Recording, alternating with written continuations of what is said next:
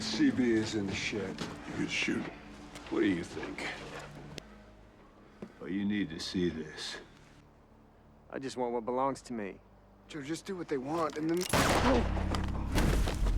The story kicks off with a shot of a snowy mountain covered in forest. That's where we meet Joe, a woodcutter. He's just finished chopping wood for the day, loads it onto his truck, and tells everyone to hurry up and get out because a snowstorm's on the way. Joe then rushes over to a guy named Western and warns him the storm could hit any minute, so he needs to get moving. After making sure everyone's safe, Joe heads back home. At home, we see Joe's wife, Stephanie, and their daughter, Charlotte. When Joe gets back, he runs into his dad, Lyndon, who's about to leave for Densium. Lyndon's always busy with work, but suddenly seems a little lost about why he's there. And just like that, night falls. So, we see Joe with his daughter, telling her stories to help her fall asleep. After a bit, when she starts nodding off, Joe steps outside. Once out there, he looks all around for his dad, but Lyndon's nowhere to be found. Then we cut to Lyndon, wandering around outside, totally confused. He's completely lost and can't even remember why he came to the market. In this state, he heads into a bar, and just then, Joe calls him. The bartender tells Lyndon that Joe's dad showed up here again, and things are starting to get ugly. Lyndon needs to get here fast.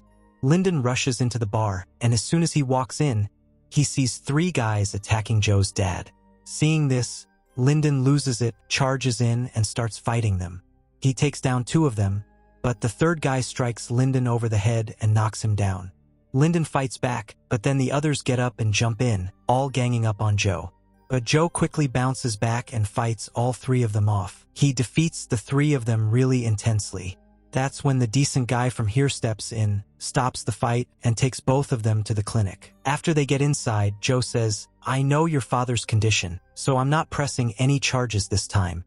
But if anything like this happens again, I'll have to report you." After saying that, he leaves. Then the doctor comes to Joe and says that he's treated Lyndon's injuries, but Lyndon's condition is getting worse day by day. If he stays like this, his health will only decline. The best thing for Lyndon is to get admitted for care. But Joe doesn't believe this and doesn't want his father admitted now, fearing it might be the end of his time. He starts to go inside to see his father. Meanwhile, we see Lyndon talking to Shirley, and then Joe comes over and Shirley leaves. When Joe talks to Lyndon, he realizes Lyndon hasn't recognized Charlotte as his granddaughter. These things start to bother Joe too. On the other side, we see Western carrying all the wood and loading it onto his truck. On the way, he stops and meets a guy named Hallett. Hallett unloads the wood and hides some other items that they're smuggling. Then Hallett also gets into the truck with Western. As they move ahead, Hallett says they should get some more people involved in this job, but Western refuses, saying he doesn't want too many people knowing what he's up to.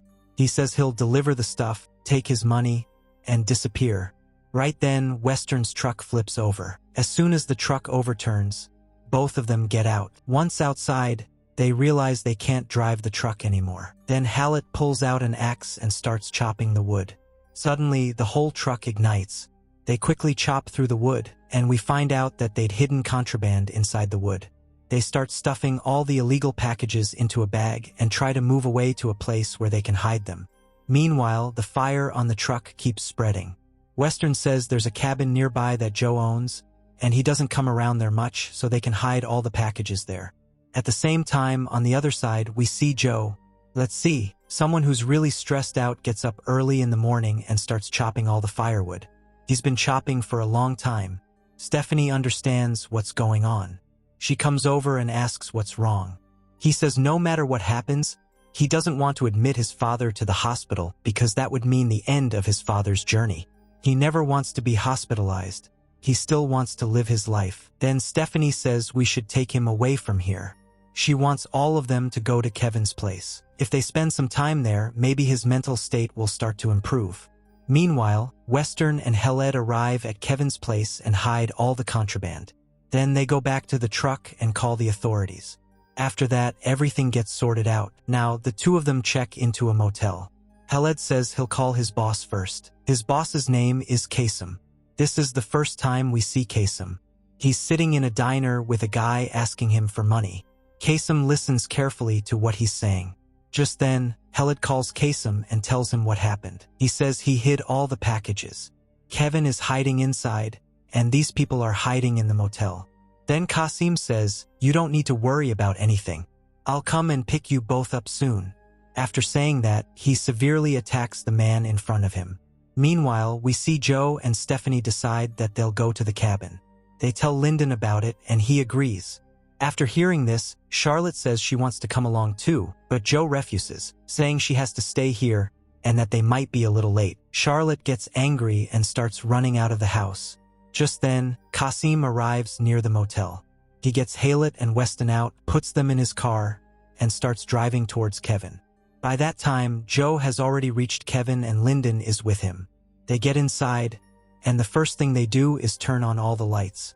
Then Joe brings in some wood from outside and lights the fireplace. While they're sitting around the warmth, Joe talks to Lyndon about what's going on with him, how his mental state is getting worse every day, how he's forgetting everything, even his own granddaughter.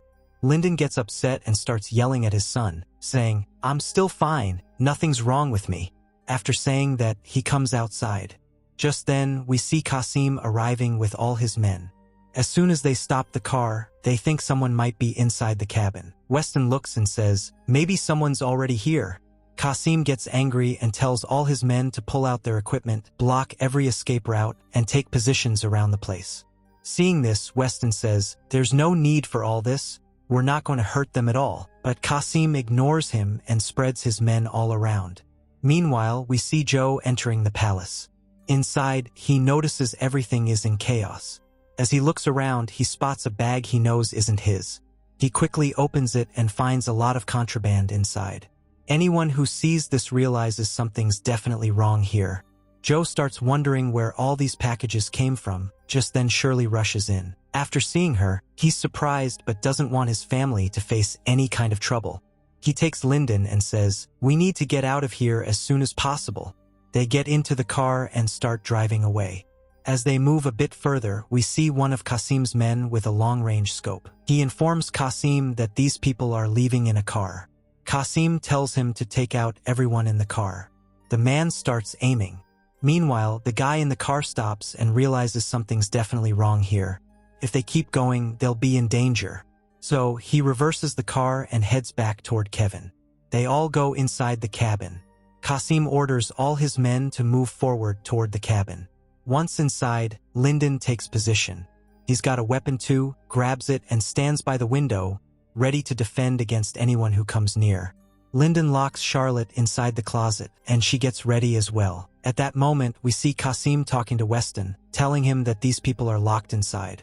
They're done for, they're not coming out. He tells Weston that it's his responsibility to get them out, so Weston steps forward. After seeing Weston, whoever comes out next to talk so they can understand the whole situation.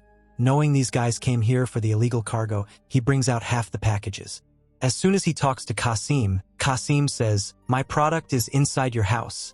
I want all of it." Then he drops the bag on the ground. When Qasim's men check the bag, they realize it's only half. They ask, "Where's the rest?" He says, "I'm not just going to hand it over that easily. Once my family gets to the city, then you'll get the rest. And if you try to force me, my father inside will destroy all of it." But Qasim doesn't care. He gets angry and says, "I want it all right now, or no one from your group will survive." Weston tries to calm Qasim down, but as soon as Qasim hears him, he eliminates Weston right there. And that's where Weston's story ends. You only realize when you're about to lose your life that these people came here to end everyone. Even if they give the contraband to someone, they won't leave anyone standing because now they know what kind of business these guys are into. The guy who says he's going inside to bring the packages always comes back inside and locks the door. As soon as he gets in, he tells Lyndon that things are about to get bad here. If we give them all the cargo, they won't hesitate to end us. They'll eliminate everyone.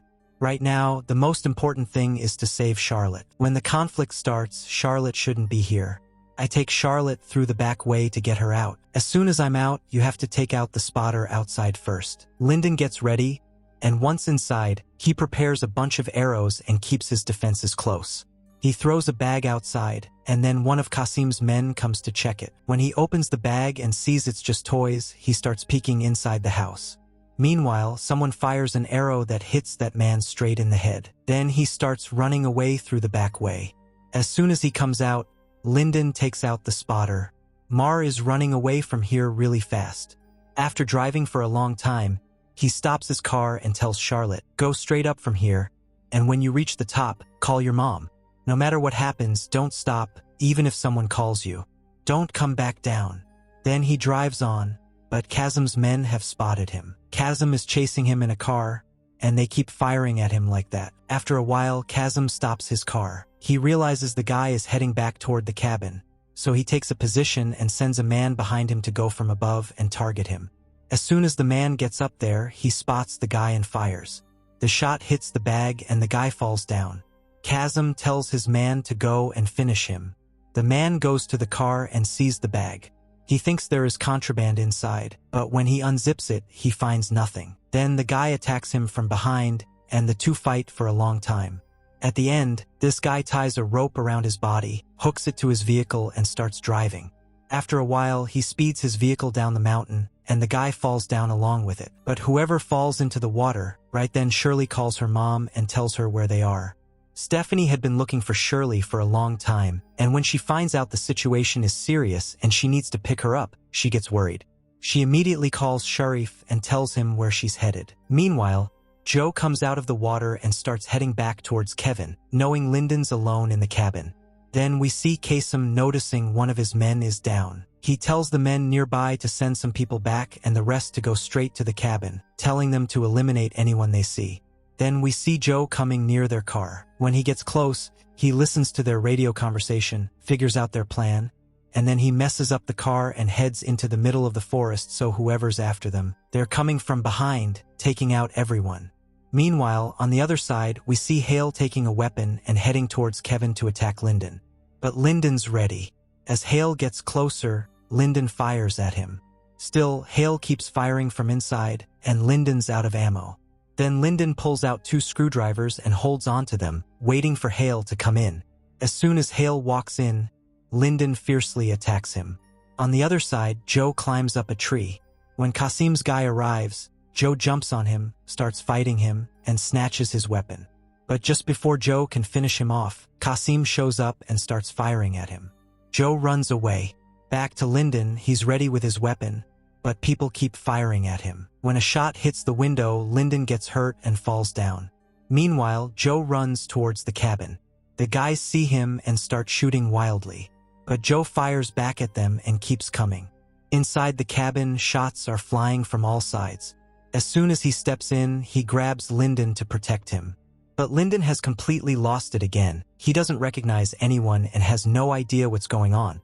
Then Lyndon pulls himself together and takes him down to the garage. Just then, Stephanie arrives, stops her car, and grabs a bow and arrow before heading up the mountain where Charlotte is. Shirley is coming down to meet her mom when one of Kasim's men spots her and starts chasing. Just as he's about to catch Charlotte, Stephanie shoots an arrow at him. But the guy's tough, he fights back and attacks Stephanie. They fight for a long time, but Stephanie isn't one to give up easily. She quickly pulls out a blade and starts striking him. Meanwhile, whoever's preparing knows they won't stop chasing until all these people are gone. Then someone lights a flame, heating up a rod. As a man approaches the window, he burns him with the heat and pulls him inside. Meanwhile, another man... Alright, so now Joe's inside the cabin when someone throws a flaming axe at him. The axe hits his shoulder. Then another guy throws a bottle of strong liquid. As soon as the liquid spreads over his body, he catches fire. Meanwhile, on the other side, we see Charlotte running down the road where she meets the sheriff. The sheriff gets her into his car and immediately realizes things have gotten really bad. He calls for backup right away. Elsewhere, Stephanie is running toward Shirley, and the injured guy is still chasing her.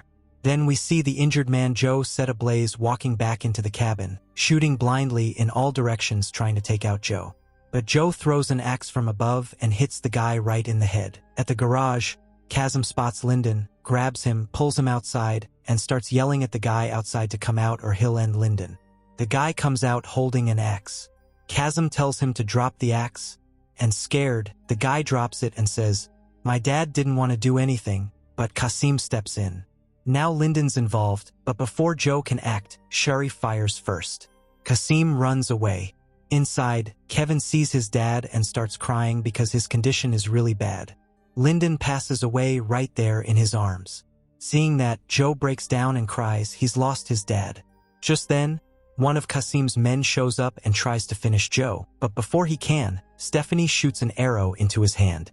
Joe finds out what's going on, grabs his axe, throws it, and hits the guy in the back. Stephanie shoots another arrow, and this one hits the guy right in the neck. Meanwhile, Qasim runs into the garage. When he sees all the contraband, he starts gathering it to take outside so he can escape. Joe tells Stephanie that Charlotte is still out there and she needs to go find her. Stephanie heads off. Qasim comes out and tries to get in a car, but the other sheriff fires at him. Qasim fires back, then runs off on foot. The other guy starts running. Sharif comes to his partner and sees that his partner is still alive. Just then, Stephanie arrives near Sharif's car and sees that Charlotte is still inside. She feels relieved. Meanwhile, Qasim is still running, and Joe is chasing after him.